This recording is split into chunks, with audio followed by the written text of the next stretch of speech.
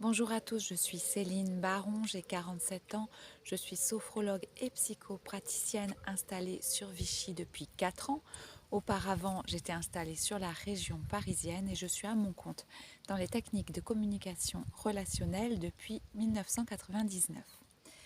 Aujourd'hui, dans cette vidéo, j'aimerais vous parler de ces personnes qui pensent qu'elles ont le pouvoir de vous faire vous sentir inférieur. Personne n'a le pouvoir de te faire te sentir inférieur sans ton consentement. Ce qui veut dire que si vous ne donnez pas intérieurement le mode d'emploi à l'autre pour vous martyriser, pour vous rabaisser, vous diminuer ou vous dévaloriser, en réalité, il ne peut rien faire. Donc j'ai une faille, j'ai un talon d'Achille et à un moment, l'autre a compris. Peut-être que j'ai une grande confiance en moi, mais qu'il y a juste un point sur lequel je ne me sens pas sereine ou serein. Ça peut être, je ne sais pas, la vie amoureuse, ça peut être la famille parfois, ça peut être le travail, la carrière, ou alors on a une vie très bien remplie, mais on sent par exemple qu'on n'a pas fait carrière et l'autre va sentir que c'est notre talon d'Achille. Et vous savez, la personne qui est malheureuse dans sa vie et qui est un peu perverse, elle n'a que ça à faire que d'attaquer les gens dont le bonheur est presque complet ou dont le bonheur est incomplet. Donc, j'ai donné à l'autre à un moment donné, j'ai été faible ou j'ai été trop gentille, trop gentil, et j'ai donné à l'autre le pouvoir, le mode d'emploi pour me rabaisser, me dévaloriser, me maltraiter. Peut-être que j'ai laissé passer trop de temps aussi. Peut-être que j'ai eu des habitudes comme ça où je me suis laissé faire pendant des années, puis que je n'arrive plus maintenant à rattraper ça. Ou ça y est, c'est trop tard, l'autre s'est fait une opinion de personne faible. Et il se dit, ce garçon-là, cette fille-là est faible et ça fait des années que j'abuse d'elle et je peux continuer comme ça impunément à abuser d'elle, à la dévaloriser ou peut-être à me servir d'elle ou de lui comme d'un faire-valoir, ce qui fait que moi je me sens mieux, je rebooste mon ego. Vous savez, les gens qui se servent de vous comme faire-valoir, ils vous écrabouillent, hein, ils vous écrasent et vous diminuent pour pouvoir se sentir un petit peu plus grand. Hein, parce qu'en réalité, ils ont beaucoup de problèmes, ils ne sont pas très heureux dans leur vie ni dans leur style de vie. Hein, mais c'est eux qui l'ont choisi, mais c'est comme ça. Donc, eh bien, je vais vous raconter une histoire personnelle. Donc ça, c'est vraiment mon histoire. Il y a des années, quand j'ai commencé à travailler dans la communication relationnelle, j'ai évolué à un moment donné vers le secteur de l'édition et de la presse et je gagnais très très bien ma vie. Et je ne me cachais pas de bien gagner ma vie. Et bon, j'ai donné mon salaire, hein. C'était probablement une erreur, mais j'étais contente, j'étais jeune et j'étais fière de moi-même. Et je payais beaucoup de choses et je disais, bah écoutez, de toute façon, je peux me permettre, je suis rédactrice en chef, je suis responsable de tel projet et voilà. Et donc, j'avais beaucoup de gens autour de moi qui me respectaient énormément en disant, eh ben, Céline, elle gagne bien sa vie, c'est une fille intelligente, etc., etc. Et puis, j'en ai eu assez d'être usée par ce système et de participer à ce système en travaillant pour des grosses entreprises. Et j'ai souhaité devenir thérapeute et je suis retournée à l'école et je me suis formée à de nombreuses disciplines.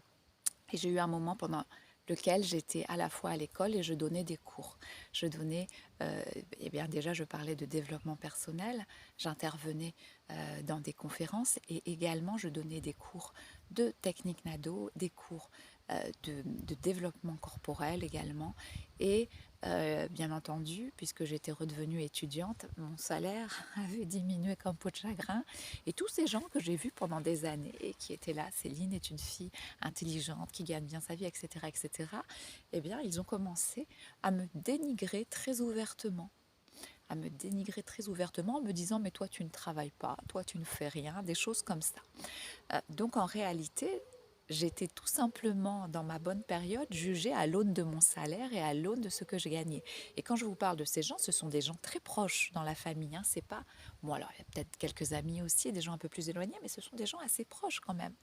Donc ça fait peur, ça.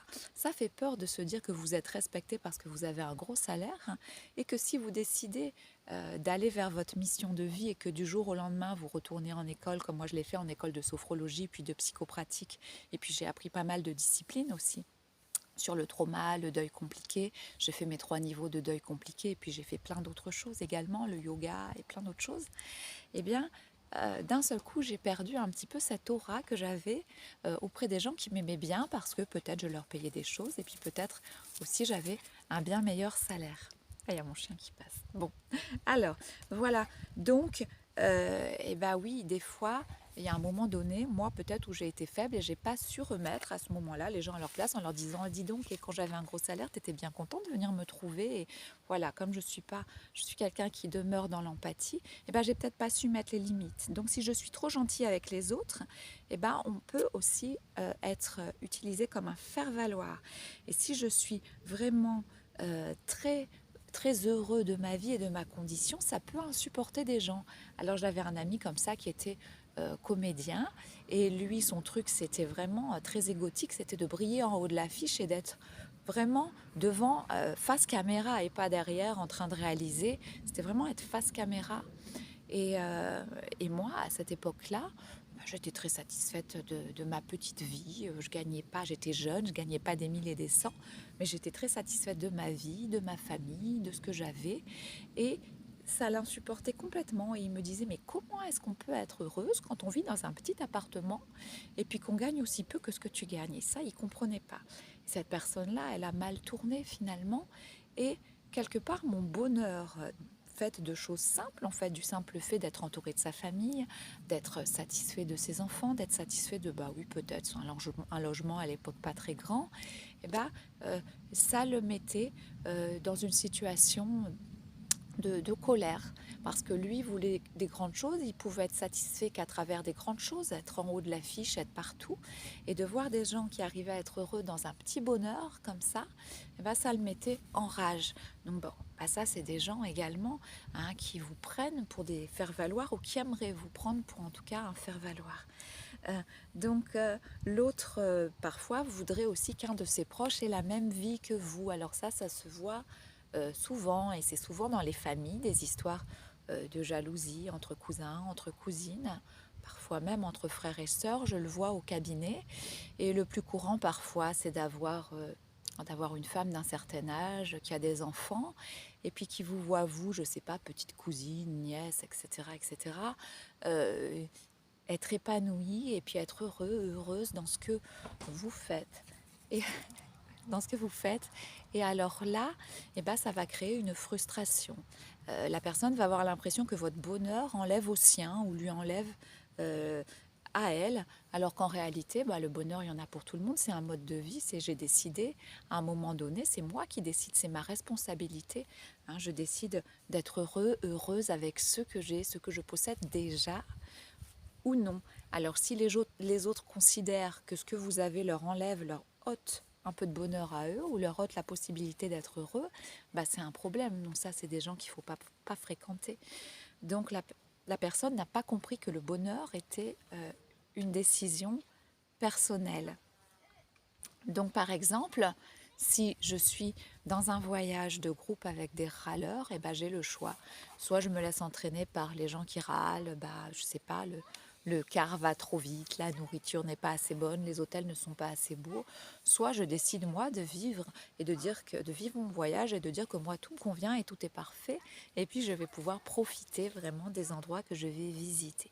Alors comment ôter à l'autre cette autorisation qu'il a prise de vous dévaloriser? Bah, faut l'éviter déjà, éviter en général les vibrations basses.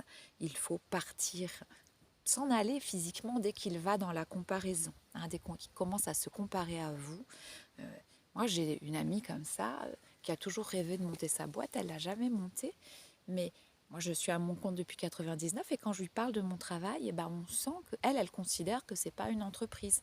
J'ai pas d'entreprise parce que je suis auto-entrepreneur, je suis seule depuis 99, je suis seule à travailler. Effectivement, je suis non salariée, je suis indépendante. Et elle considère que c'est pas ça, d'avoir sa boîte. Bon, bah, je vais pas rentrer, ça fait 30 ans que c'est comme ça, je vais pas rentrer avec elle encore dans ce sujet-là, ça sert à rien et c'est stérile. Donc on évite les conversations qui ne vont rien donner. Et puis on peut aussi réaffirmer son libre arbitre. Eh bien, écoute, je suis moi, tu es toi, et chacun finalement est responsable de son propre bonheur ou de son propre malheur. Parce qu'il y a des gens qui ont vécu des choses terribles et qui décident malgré tout d'être heureux quand même et qui arrivent. ne pas relever les critiques, à dire peut-être face à une critique ou face à une comparaison, bien écoute, c'est toi qui le dis, bien écoute, c'est ton opinion ou c'est toi qui le penses, et puis basta, passer à autre chose. Alors, y aller à fond. Des fois, je vois des gens au cabinet qui me disent, ben voilà, ma belle-sœur, mon beau-frère, mon cousin, ma cousine, je ne sais qui m'a fait telle réflexion. Et là, je ne me suis pas laissée faire, vous voyez, j'y suis allée à fond. Et je lui ai resservi tous les propos qu'il m'a servi. Et bah oui, mais est-ce que les choses s'arrangent? Bah non, les choses, elles ne s'arrangent pas. Parce que, je ne sais pas, l'amie qui n'aime pas les blondes, grandes et minces, elle va peut-être chercher à chaque fois à vous persuader que vous n'êtes pas dans votre style, que vous étiez mieux quand vous étiez petite, brune et boulotte. Vous, si c'est pas votre truc, de toute façon, vous allez rester sur vos positions et elle va rester sur les siennes. Donc si vous savez que c'est toujours les mêmes discussions qui reviennent et que ça va toujours être stérile, c'est pas la peine d'y aller. Et vous savez que si vous provoquez l'autre, il va rester sur ça. Ça va peut-être provoquer davantage encore de haine et de rancœur chez lui, de frustration. Et de toute façon, il va y revenir sans cesse. Il faut savoir que les gens qui vibrent bas, ils ont leurs petits soucis, ce qui pense être un petit souci, et ils y reviennent sans cesse tant qu'ils n'ont pas obtenu satisfaction. Alors parfois, il vaut mieux se baisser et puis dire, ben écoute, de toute façon, tu as raison, c'est toi de nous deux qui sais mieux tout ça, qui connaît mieux les choses de la vie, que de continuer voilà, de mettre de l'énergie là-dedans. Comme dans la vidéo précédente, c'est pas la peine de continuer de nourrir le loup noir qui est en vous et qui est en lui également. Hein.